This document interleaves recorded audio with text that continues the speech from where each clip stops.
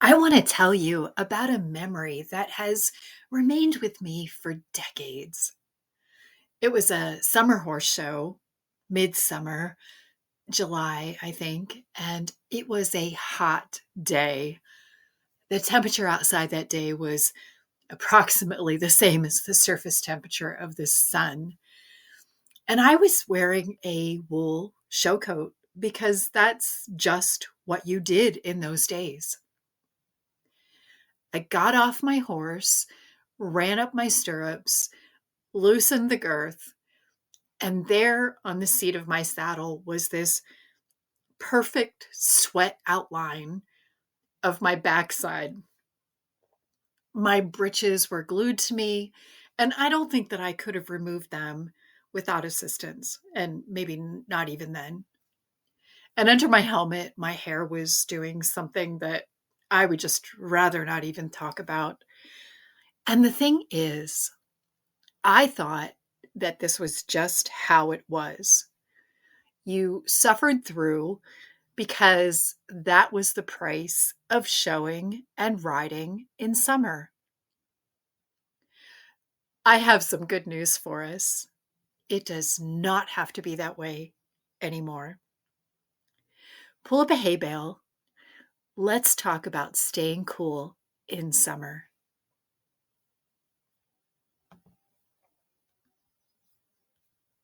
Welcome to the Midlife Rider Project. This is a place for riders who have lived a little and learned a lot.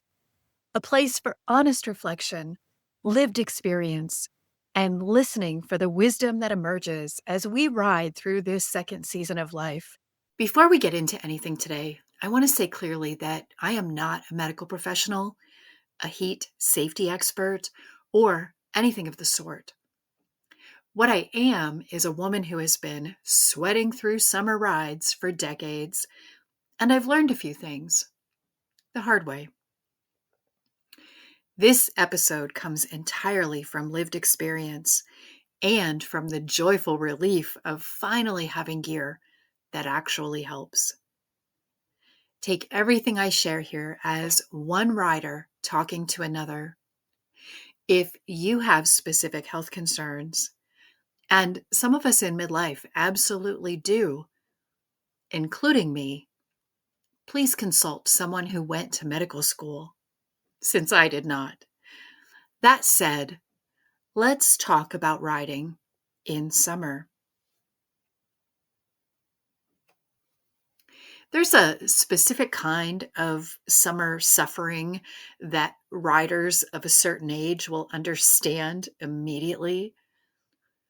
The wool show coat in July. The full seat breeches that could practically stand up on their own after a class. That is, if you could even get them off your body. The unvented black helmet that absorbed every ray of sun like it had some vendetta against your comfort. The white show shirt with the stock tie.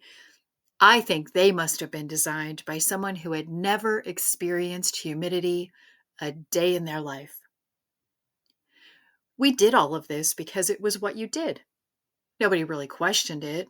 The rule book said this and tradition said that, and you showed up in your wool coat and you smiled and pretended the heat was not trying to finish you off before you left the ring when your class was over. I remember getting off after a class one summer and standing in the shade, and it was literally so hot that I think I must have been steaming.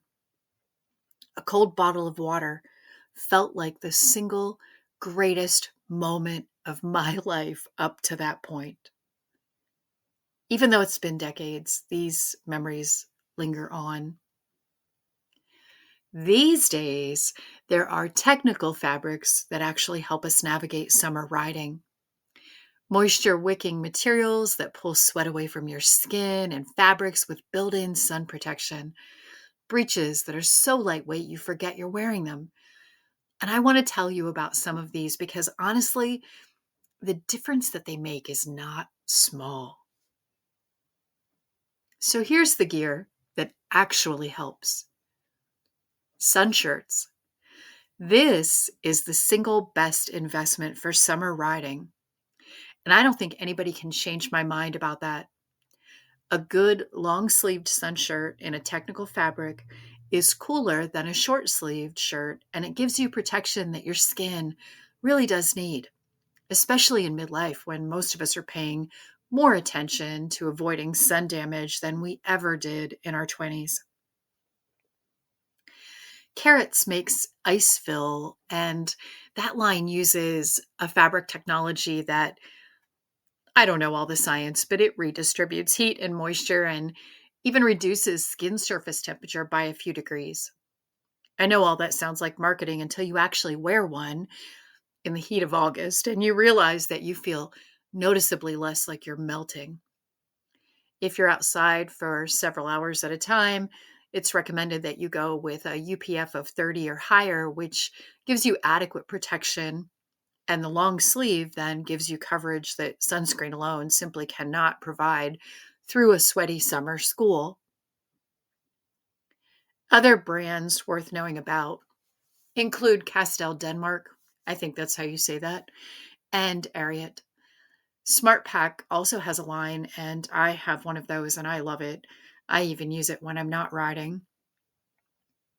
Some other brands are also available on Amazon, and I've put links in the show notes so that you can find them easily. Another thing is helmet visors. This one has definitely changed my outdoor riding life, and I genuinely don't know why I waited so long to get one.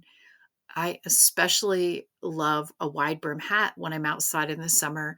So I'm not sure exactly why I waited, but this helmet visor attaches to your existing riding helmet and gives you shade without replacing any of your safety equipment. The Equivisor is the most widely available with a, I don't know, about 4-inch tapered brim, I think. And it doesn't obstruct your peripheral vision. And it also stays secure even if you're going at faster speeds. And there are other brands also available, and most of them also attach easily and make a significant difference on a bright day in an outdoor arena. I've linked some of those also in the show notes. Next, then, is summer breeches and riding tights. Riding tights have largely replaced any traditional breeches for summer schooling for a lot of us, and with good reason. They're built from this ultra lightweight performance fabric that stretches in every direction and it wicks away the sweat moving with you. And you can wear them from, the time you're warming up to the time you're hosing down without feeling that stuck to your saddle sensation. Carrots has ice fill tights that are a consistent favorite among riders. And if you want the structure of a breech without the weight, there's other options that feel really nice against the skin too. Romf, Romfh, I believe that's the pronunciation, makes some. And they're also a pretty flattering fit. And if you look for a little higher waistband, they're more comfortable, more flattering, and they stay put when you're moving around the barn. Although I have to admit that I don't love high waists. Still, they're worth checking out. A word on sunscreen here, not a product recommendation, but genuinely a plea from one midlife rider to another. Wear your sunscreen every time on your face, your neck, the backs of your hands, wherever skin is exposed. We spend a lot of years outside, and our skin usually keeps the score for that. In midlife, a lot of us are dealing with sun damage that we did in our younger years, but it's not too late to stop adding to it. I'll link one of my favorite sunscreens in the show notes. Midlife has taught me some things about summer riding. And here's something I didn't do well when I was younger that I do much better now. I listen to my body and I ride accordingly. Riding in the early morning hours when it's cooler is an example. And that also has some other unexpected gifts, like the way that the light is different. And I think your horse appreciates this timing also. Plus, I think there's something almost meditative about a barn at 6 in the morning that no other time of day can quite match. And I think it's true, especially in summer when it's daylight early. I've gotten much better at simply not riding when conditions are genuinely miserable. I used to think that I had to push through no matter what, hot, cold, snow, whatever. Now it feels like good sense to skip a hot, humid, airless afternoon. It's not the right time for either of us to be working hard, and I no longer feel the need to prove otherwise. Midlife has a way of clarifying what actually matters compared to what we were just doing out of habit or obligation. And riding through a sweltering hot afternoon is something I have cheerfully left behind. That said, knowing your own limits and your horse's limits, riding early, taking breaks, keeping both of you hydrated, and having the right gear makes summer riding genuinely enjoyable rather than feeling like some kind of endurance test. And I think it's worth it. The summer barn at sunrise, or maybe sunset, the cool of a shady trail, and the particular pleasure of hosing off a sweaty horse on a hot day. These are some of the best moments this way of life has to offer. So here's a quick summer checklist. And again, this is not some type of medical protocol. This is just something that I've put together from experience. Ride early if you can. Before 10 in my area is usually the best if the forecast is for a brutally hot day. Your area may be different. Evening can work too, but it's usually cooler in the morning than in the evening. Check your horse for signs of any heat stress and keep tabs on yourself too. If your horse is doing any kind of heavy blowing or excessive sweating or doesn't want to go forward, these are all signs. Familiarize yourself with the signs of heat stress in humans and horses if you're not sure what to look for. Water is your friend before, during, and after riding.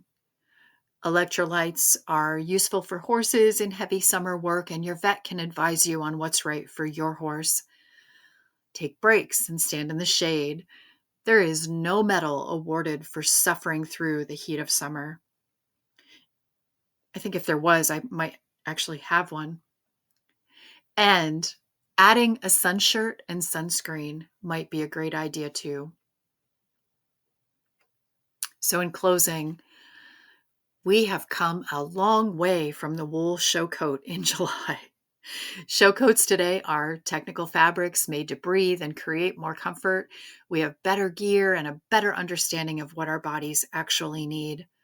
Besides, most of us in midlife have paid our dues to the summer horse shows, and we now have the right to stop suffering unnecessarily in the name of tradition. Summer riding can be genuinely wonderful. Cool mornings, shady trails, the unmistakable smell of sunscreen and fly spray, and the scent of a warm horse. Summer offers a whole sensory experience that I would not trade for anything.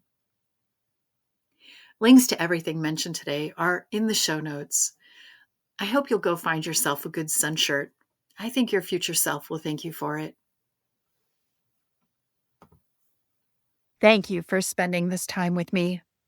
If this episode resonated, I hope you'll join me again next week as we continue riding through this season together. Until then, take good care of yourself and your horse.